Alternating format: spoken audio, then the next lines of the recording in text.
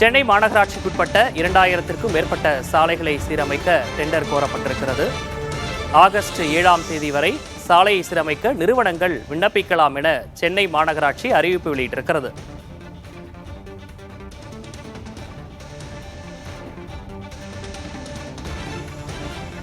இது தொடர்பாக சென்னை மாநகராட்சியின் துணை மேயர் மகேஷ்குமார் நமக்கு பேட்டியளித்திருக்கிறார். அதனை தற்போது பார்க்கலாம். எல்லா ரோடுமே மாநகராட்சியில் இதுக்கு என்ன காரணம்னா, இப்போ உங்களுக்கு இந்த இதுக்கு முன்னாடியே டெண்டர்ஸ் கால்ஃபர் பண்ணியிருக்கணும். தேர்தல் நடத்தை விதிகள் அமுல்ல இருந்ததுனால நம்ம கூப்பிட முடியல. அந்த தேர்தல் நடத்தை விதிகள் முடிவுக்கு வந்த பிறகுதான் நாங்கள் திட்ட மதிப்பீடுலாம் தயாரித்து கூட வேண்டிய சூழல் இருந்ததுனால இந்த ஒரு 2 மாத காலதாமதமாக நடைபெற்றுக் கொண்டிருக்கின்றது. அடுத்த மாதம் 7ஆம் தேதி உங்களுக்கு ஒப்பந்தம் குழு இருக்கும்.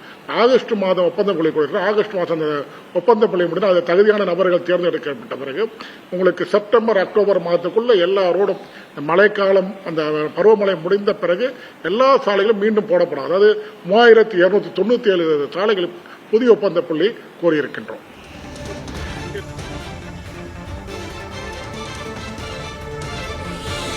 செப்டம்பர் அக்டோபர் மாதத்திற்குள் அனைத்து சாலைகளும் செப்பனிடப்படும் என துணை மேயர் அளித்த அந்த பேட்டியை பார்த்தோம். இது தொடர்பான கூடுதல் விவரங்களோடு செய்தியாளர் சந்தனகுமார் இணைந்திருக்கிறார். சந்தனகுமார், இப்போது டெண்டர் கோரப்பட்டிருக்கிறது. மழை காலத்திற்கு முன்பாக முடிப்பதற்கான அனைத்து பணிகளும் முடுக்கிவிடப்பட்டிருக்கா? இது தொடர்பான விவரம். விக்னேஷ், சென்னை மாநகராட்சி கீழே பார்த்தோம்னா போக்குவரத்து சாலைகள், அதே போன்று பேருந்து சாலைகள், உட்புற சாலைகள் என 2 தரப்பாக பிரிக்கப்பட்டு ஆண்டுதோறும் இதற்கான பணிகள் என்பது நடைபெறும்.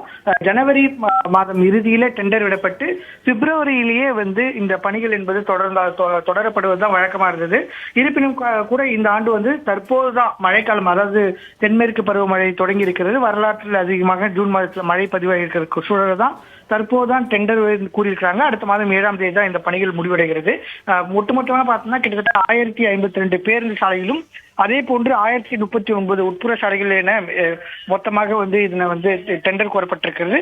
குறிப்பாக பார்த்தோம்னா நம்ம இதுல முக்கியமா பார்க்க வேண்டியது என்னன்னா, கடந்த ஆண்டு 2023-24 பார்த்தோம்னா சென்னை மாநகராட்சியில 5525 சாலைகள் சீரமைப்பு பணி மேற்கொள்வதற்காக எடுத்துக்கொள்ளப்பட்டது.